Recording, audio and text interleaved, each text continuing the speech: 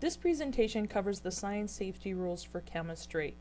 It's meant to go along with the Flynn scientific safety sheet that you got in class. This presentation does not replace reading that safety sheet, and don't forget, both you and your parents need to sign and have that returned to class. First and foremost, in the science lab, you need to be responsible. That means pay attention to what you're doing, don't mess around, and follow all instructions. Really, those are the most important rules, is to know what you're doing, read the lab, follow instructions, and don't horse around. The lab is meant for learning. If you're horsing around in the chemistry lab, either pushing and shoving, playing jokes, squirting each other with water bottles, you'll be asked to sit down and quite possibly go to OCAR or the assistant principal's office. And I do contact your parents when this happens, because at that point you've made a safety infraction that puts you and your classmates in danger. There's never any food, drink, or gum in the lab. This is for obvious reasons. It can easily be contaminated by chemicals. When you're doing lab, you really should not be chewing any gum for the same reason. Your experiments sometimes give off gases, and that can be trapped in the gum, and then you're chewing it, it's like chewing the chemicals. You can't make up your own experiments. No unauthorized experiments. You should only do the experiment that you're assigned. Later in the course, towards the end of the year, when you've had more experience, sometimes I allow you to create your own experiment after I've approved it. You should never work alone in chemistry lab. By this I mean you can't work in the lab when nobody's there in the classroom. I need to be present when you are working on an experiment. So, you can't come in at lunchtime. You can't bring a friend in to work on an experiment. I need to be present when you're working on. It's very important when you're working in the lab that you're familiar with the safety equipment found within the lab, both to prevent accidents and to help you when there is an accident. First and foremost, you must always wear goggles or a face shield when you're working on an experiment. These are not optional. If I find you working without goggles, then you'll have to sit down and you won't be able to complete the lab. There is an eye wash station. If you get something in your eyes, you need to go immediately to the eye wash station and wash your eyes for at least 15 minutes. If you have a large chemical spill over most of your body, that's when we use the safety shower. And it's real easy. You just pull the handle and it's going to stay on permanently and make a huge mess. So, it's very unlikely you will ever need to use the safety shower, but it's there if you need it. Sometimes experiments are smelly, and in that case, we will do them in the fume hood, and that takes away the stinky gases. It's not too often in first year chemistry we have to use a fume hood. If your clothing catches on fire, everybody says to stop, drop, and roll. Well, that doesn't work so well on tile floors. So you want to use the fire blanket. It just pulls out of the bottom, and then you just wrap yourself, or wrap the fire blanket around you. You might be on fire and be preoccupied. Somebody else can go and grab the fire blanket and bring it to you. There's also a fire extinguisher. Fire extinguisher is located in the back of the lab by the back lab door. Really easy to use. I would prefer to use the fire extinguisher. It's actually our last resort. Usually fires can be put out using water or with the fire blanket or turning off the gas, and that's much more preferable than using a fire extinguisher. If you've ever seen one of these in action, they spray a lot of really fine dust and smother the fire that way. And then everybody with asthma is upset because you've sprayed that fine dust. Here's the fume hood, the safety shower, and the eye wash station. This shows the safety shower and the eye wash station. Just pull the handle or push the lever. On the fire extinguisher, pull the pin and squeeze the handle, point, and spray. Open the container at the bottom and pull the fire blanket out, and then you can use it. Another important part of safety is being dressed properly. You really should not be wearing open-toed shoes and sandals, because if you drop something, it's going to go right down onto your foot and either cut you or burn you or you're going to get chemicals all over your feet. You should also be wearing longer shorts or longer skirts, wearing pants. You know, for tops, tank tops are generally not advised. We do have lab aprons if you need to protect your clothing, but most of the time you really won't need them. I'll let you know if something, you know, will stain your clothing and give you advance notice of that. You also want to be careful with jewelry and your hair. Okay, you should always tie back your hair in lab, especially if you use hair product. It's going to go up in flames.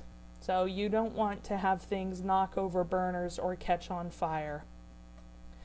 But even though we try and be as safe as we possibly can be, accidents do happen. You know, I'm really good about not getting mad about accidents. Primarily what I'm going to ask you is, are you okay and what happened? Because I want to be able to prevent those accidents in the future. If you break glass, just let me know, okay? I will show you where the broom and the dustpan is. We want to clean that up, and I have a special box for broken glass. We don't throw broken glass in the trash because it shreds the trash bag. If you get injured, if you burn your finger or cut yourself, I need to know so we can send you to the nurse and get that taken care of. If something catches on fire that shouldn't be on fire, which occasionally does happen, stay calm. Okay, stay calm and let me know. The only way we're going to pull the fire alarm is if the whole room goes up in flames, and the likelihood of that happening is essentially impossible. So a lot of times if something catches on fire that shouldn't be, you can turn off the gas, you know, or if you can't turn off the gas or it's a different type of fire, then just let me know and then I can help you put the fire out.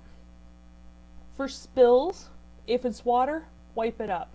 If it's not water, ask me and I'll either tell you how to clean it up or I'll clean it up myself. Okay, but we don't want to have chemical spills all over the place. Same thing with chemical splashes. If you get chemicals on your skin, the first thing to do is to just start washing it off with water. Go to the sink immediately, stay calm, wash it off with water, and let me know. And then I'll tell you probably to keep washing it with water a little bit longer. You know, most of the things we use in the chemistry lab aren't going to be that toxic. So, you know, the important thing to take away when an accident happens is to stay calm and to tell me, and then we can get it taken care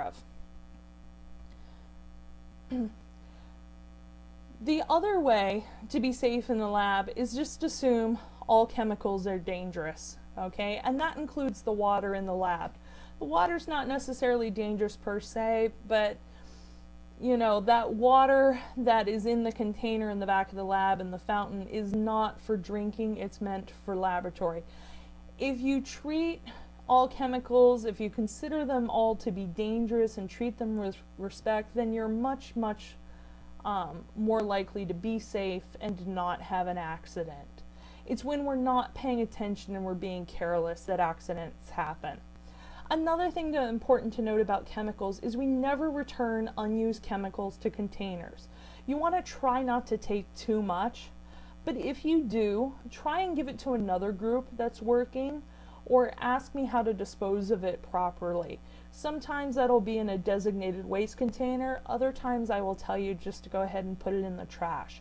But we never want to put it back in the original container because then that can potentially contaminate experiments for everybody else. So I know we don't want to be wasteful, but just try not to take too much to begin with. When you heat substances, you want to be careful lighting the burners. I'll show you how to light the burners using the flints. It takes a little bit of practice to do.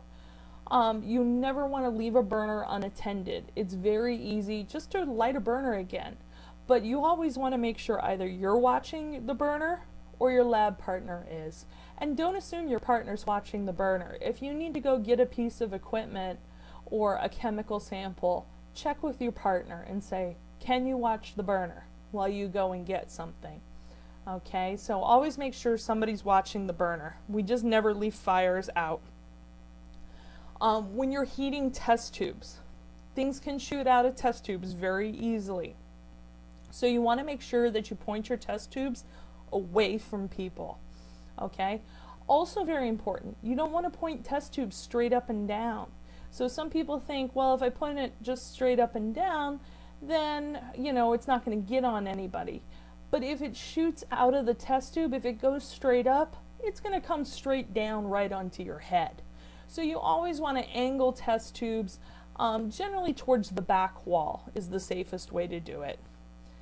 And then remember, hot glass looks the same as cold glass. That's pretty much the only injuries I've ever had is people grabbing something that's hot, okay? The best thing to do is just to assume it's hot. If you've been heating it, it's going to take a while to cool off, especially glass. It takes a long time to cool off, so you want to be careful there. Now, to make sure you understand these rules, you will have a safety and equipment test. You need to pass that before doing chemistry lab. And by passing, I mean you need to score a 75% or better. It's going to be a combination of multiple choice questions, true-false questions, along with some equipment identification. That lab we did at the beginning in the first few days, where you got to look at the pieces of equipment and handle them and identify them, you need to be able to identify them for your safety quiz. And what will happen is pictures will come up and then you'll click what the right answer is. So it's actually very simple. You know, 95% of the people pass it on the first try. Okay? So if you have any questions about any particular situations, please contact me, ask me questions, okay? Bring them to class, and make sure to return that safety contract with your signature and your parent's signature. Thank you.